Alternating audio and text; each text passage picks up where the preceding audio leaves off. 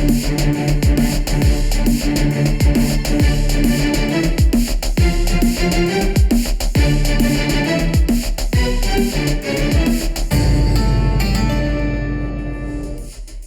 a world shaped by conflict and diplomacy, General Keith Kellogg's appointment as Trump's special envoy for Ukraine and Russia signals a pivotal moment.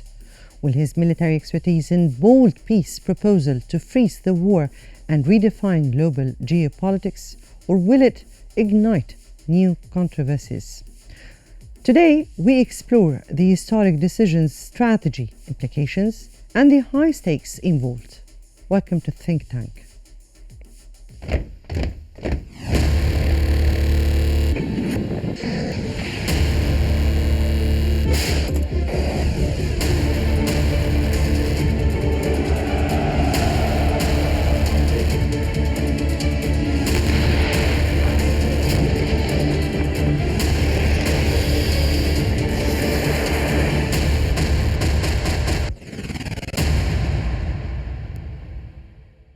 Axios has reported that President-elect Trump has named retired Lieutenant General Keith Kellogg as his special envoy for Ukraine and Russia.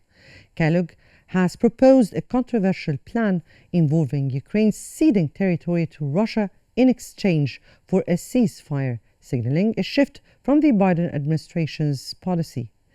Kellogg believes in continuing U.S. armed support for Ukraine, but on the condition of a future peace talks with Russia. His plan includes delaying Ukraine's NATO membership to secure a comprehensive peace agreement. The move has drawn mixed reactions as Trump vows to leverage personal ties with Putin and Zelensky to end the war, while concerns grow over escalating tensions and Russia's nuclear policy shift.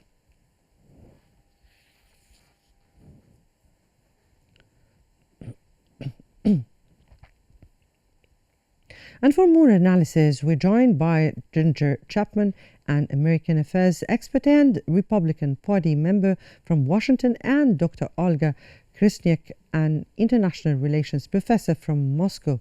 Good evening to you and welcome to Qnews. Now, Dr.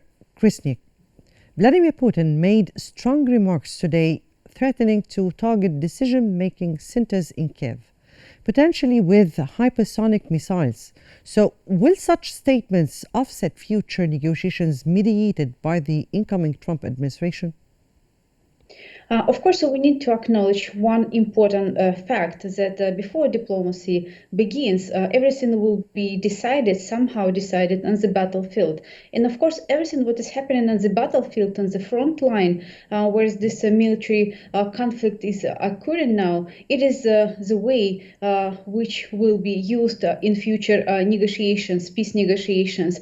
And of course, the potential use of by Russia of all these ballistic missiles and many types of this, well, it would be one of the way to strengthen our position in future peace talks. So definitely they will come, but on one conditions and on in which way it will occur. So we will see. So now everything is decided in the battlefield. Right, Mrs. Chapman, Putin has questioned the legitimacy of Ukrainian leaders, while Ukraine has refused to make any territorial concessions. How can General Kellogg manage to bridge the wide gap between these seemingly inconciliable positions? Yes, well, good day, and thank you for having us today. Greetings to your viewers. And General Keith Kellogg is in a very difficult position, even though he says he's going to insist on slowing down the weapons to Ukraine unless they negotiate, or increasing the flow unless Russia negotiates. These are hollow threats because, as my colleague mentioned, the facts on the ground, the battlefield will control what ultimately happens. And we do see that right now, Russia is actually winning the war. They are in the dominant position, so they have very little incentive to negotiate on Kellogg's terms, because the one thing America cannot give Ukraine is the thing they need most, which is more men to fight on the battlefield. And additionally, the weapons we have been giving them, as it turns out from seeing Russia's hypersonic missiles and especially the test of the Orishnik several days ago, is that Russia's military hardware at this point is superior to American hardware. They've been developing their military systems since 2018 when Trump pulled out of the Intermediate Missile Treaty with Russia. And so now we see that not only are General Kellogg's negotiation strategies and his levers of pressure on Russia are unlikely to be effective, but indeed, uh, at the end of Biden's administration, Biden is laying the groundwork to escalate the situation in Ukraine and thereby trap Trump into a situation in Ukraine where it will be very, very difficult for Trump to fulfill his promise of making peace. So, as we see now, we are on an escalation ladder in Ukraine. It does not look as though General Kellogg is in a very strong negotiating position. And I must agree with my colleague that the conditions on the battlefield will ultimately determine the resolution in Ukraine. You raised a very important point here, which is the escalation on the ground. And we'll get back to this point again. Dr. Krasniak, what are or what could be the key factors that could make or break Kellogg's plan for freezing the battle lines? And are there precedents that support the success or failure? First of all, we need to acknowledge that it would be Russia's position, it would be Russia's conditions which predetermine peace negotiations. Of course, the role of the United States is huge because they provide military and financial help to Ukraine. But still, it would be Russia who would lead peace talks, and it would be Russia who would push forward its own agenda. But anyways, anything which is any initiative coming from the United States with the peace talks and with the Trump proposal and his idea of stopping this conflict in 1 week or 1 day or maybe in a few days. So it may be far away from reality. But of course, we understand that America's involvement has its role, its critical role. And the more continuation, the more help they will give to Ukraine, military help, the more people will die at the first place from Ukrainian side. So when this stop will be finished, will be over somehow, it will just only come closer to the end of this conflict. But here, let me ask you about the points put by Kellogg, and would they make a kind of leap or a step yes. towards an acceptable peace for Russia?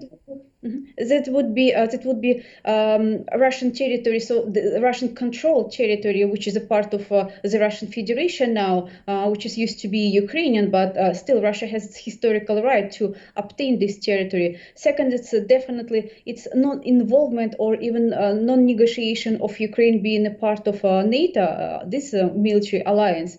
And everything related to Russia's safety and security on its border, because Ukraine, it's Russia's backyard territory. It's just historically been this way. So, and Russia would not change its attitude. So, non-involvement in NATO, and of course, considering for Russia from this international law perspective, all this territory which Russia already controls.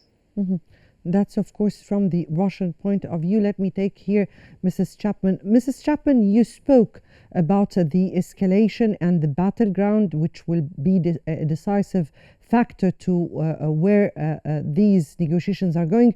Looking ahead, do you see Kellogg's appointment and plan as a stepping stone for peace or simply as a temporary measure? Definitely see this as a temporary measure. So far, the strategy he's laid out does not seem to lead to peace. With respect to freezing the lines of conflict on the prevailing lines, we've seen with the North and South Korea, freezing the lines of conflict is a failure. It does not lead to peace. as we've seen on the Korea demilitarized zone. And furthermore, Russia will not agree to that because, one, the people of Donbass have spoken. They want to be part of Russia. They voted on this. Two, the last time Russia agreed to freeze the lines of conflict were the Minsk agreements, and that's when the United States and NATO took advantage of that peace interlude to rearm Ukraine. So moving forward, I do not see Kellogg's appointment as a substantial step toward peace. The American people are alarmed because this looks like Trump is falling into the Washington deep state trap. And many people are already complaining and hoping that Trump will reassess some of his nominations and reassess his strategy so it's not dictated by the conditions on the ground and what Biden has already done to escalate the conflict. I may ask you about Biden's decision to escalate the violence, but after I take here Dr. Krasniak, how might Russia perceive Kellogg's plan, and could this be seen as a strategic advantage for Moscow as is? This plan or any plan coming from Western countries cannot be considered by Russia as a real plan or maybe totally or automatically accepted because, like I said, Russia has its own strategic interests, and this military conflict for Russia has its existential dimension, and we need to acknowledge this. So, and we would not sit and wait when Mr. Kellogg or Trump or anyone else will suggest some peace plans, and we would just follow this. So definitely it's not on the table. Definitely, it's not an option. But the only thing which can be considered here, if or when American military help will be stopped, and then I believe so, this conflict will go to the dimension of and the burden of this conflict on European countries. But definitely, I do not believe that the Western countries they somehow stop to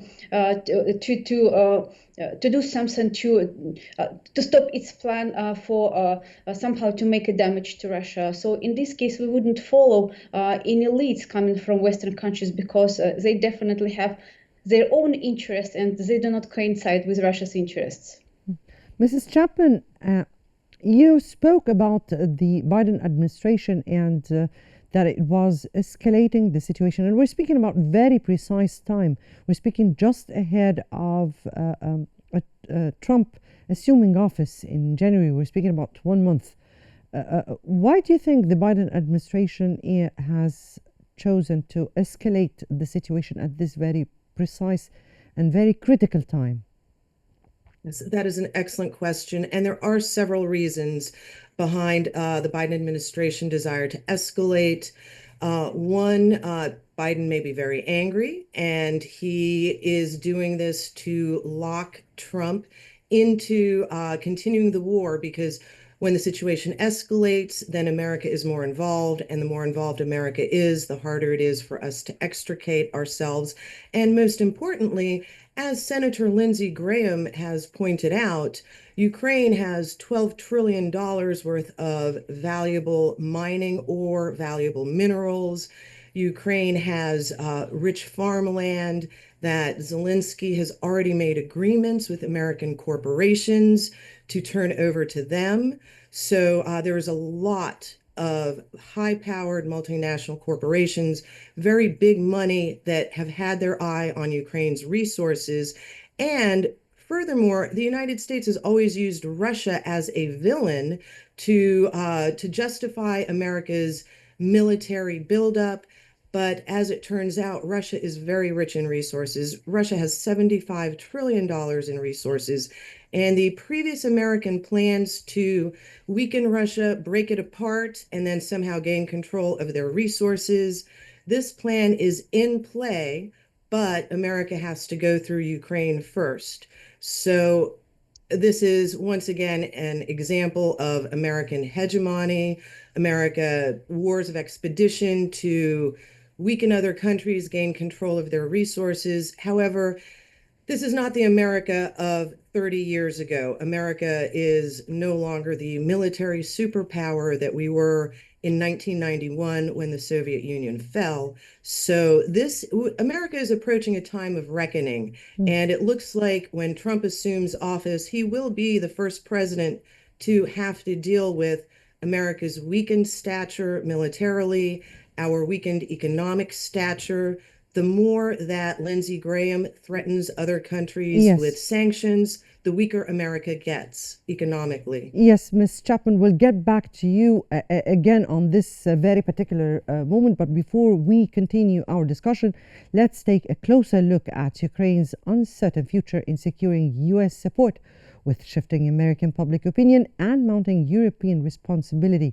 The outcome of this geopolitical struggle will redefine global security dynamics.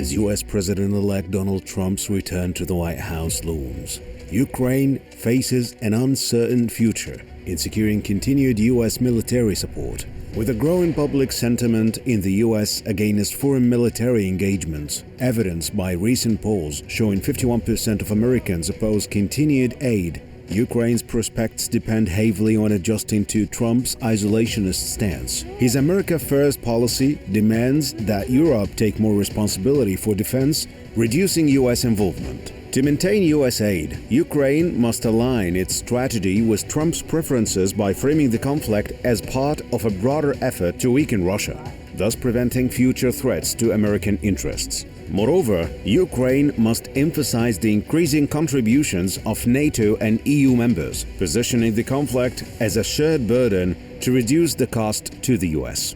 However, Ukraine faces significant military challenges. Russia's recent territorial gains in key areas like Donetsk and Zaporizhia underscore the difficulties on the ground. This, combined with US fatigue over prolonged foreign commitments, risks diminishing American support. If US backing wanes, Europe and NATO will bear more responsibility, but given their own economic and security struggles, their ability to fully replace US aid remains uncertain. This evolving scenario threatens to weaken NATO's unity and embolden Russia, further destabilizing European security. Yes, welcome back. And back to you, Mrs. Chapman, where we were speaking about right before this report, your words, plus from your point of view, General Kellogg has an extensive military and diplomatic background. How might this shape his approach in resolving the Russian-Ukraine issue or conflict? And from your point of view, would he really be able to, or would he be able to reach such an approach? Yes, that is a very excellent question with his military background. It appears that Kellogg will actually be limited by his military background because this conflict, the solution is going to be political. Militarily, the United States is weak. The United States is not militarily weak. However, right now, the Russian advancements in military technology are going to dominate the battlefield. America needs to negotiate. Our European partners have also been weakened economically. We've seen from the destruction of the Nord Stream pipeline that Germany, the economic powerhouse of Europe, is now in a weakened position. So America and NATO we do not have a winning hand in this conflict. So instead of sending out General Kellogg, who has a military background, it seems that we need more diplomacy and more reaching out for a political background.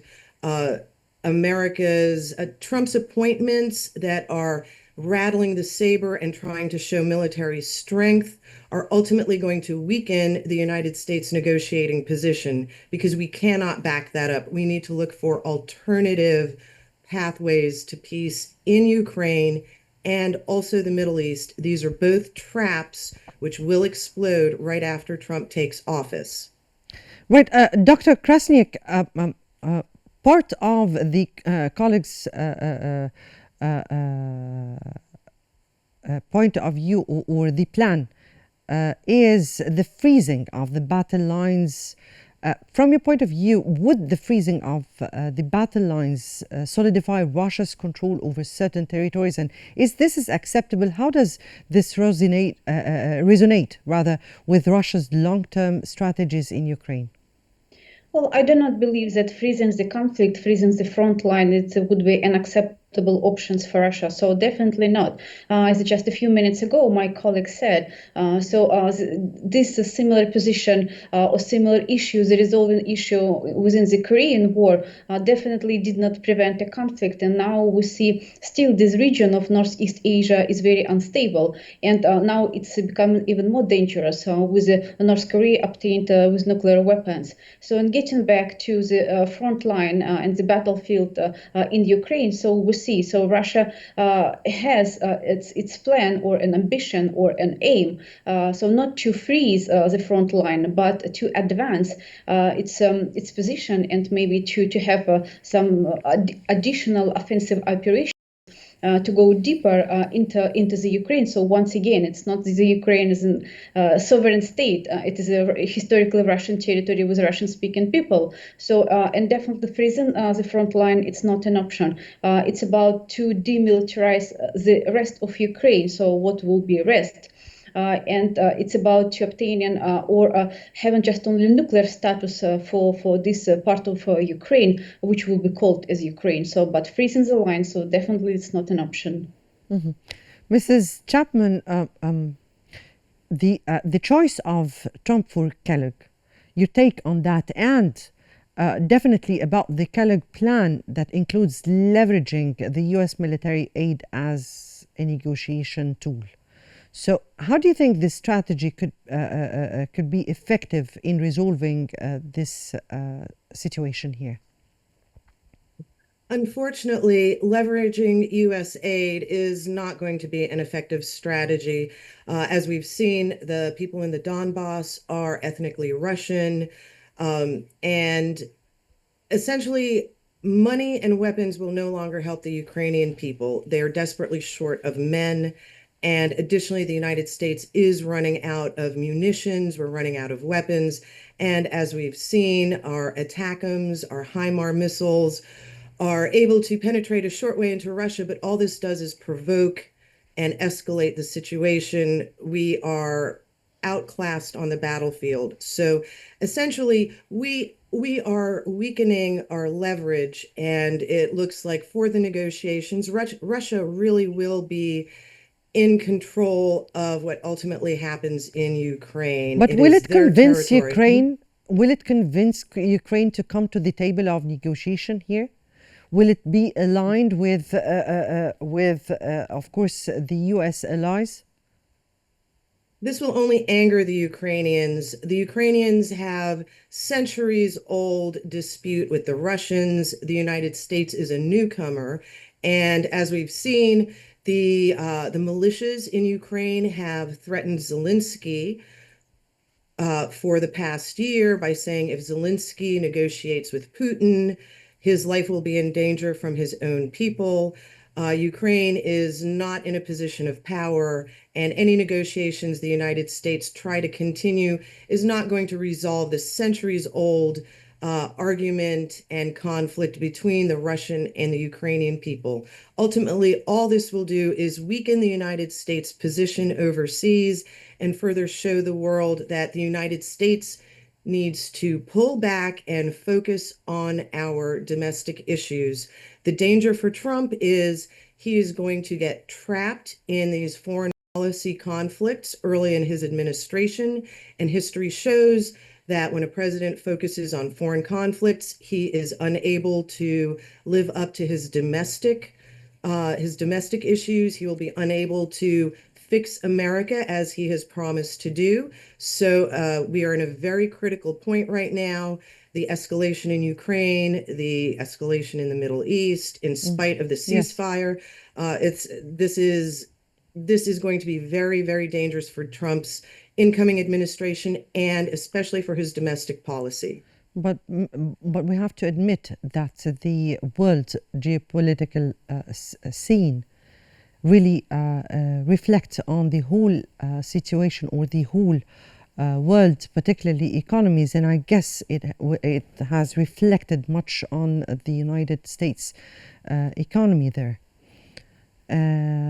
Definitely that was Ginger Chapman, American Affairs expert and Republican Party member from Washington, and Dr. Olga Krishnik, an international relations professor from Moscow. We thank you both for being with us and for your insights. And I guess that brings us to the end of this episode of today's Think Tank. Thanks for watching, and stay tuned for more updates on Qnews.